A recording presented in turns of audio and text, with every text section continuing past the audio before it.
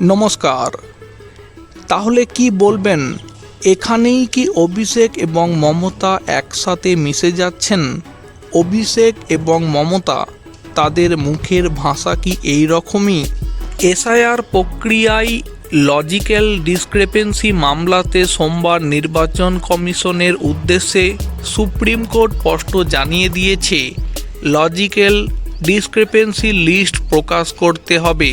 আর আদালতে সেই রায় সামনে আসতেই বারাসতের কাছারি ময়দানের সভা থেকে বিজেপি এবং নির্বাচন কমিশনের বিরুদ্ধে সুর চড়ালেন অভিষেক বন্দ্যোপাধ্যায়।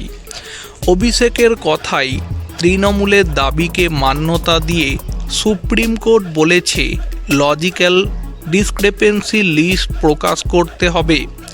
দু গালে কষিয়ে থাপ্পড় মেরেছে সর্বোচ্চ আদালত। এরপরই সরাসরি প্রধানমন্ত্রীকে নিশানা করে তৃণমূলের সাধারণ সম্পাদক বলেন, কার ক্ষমতা বেশি মোদিজি?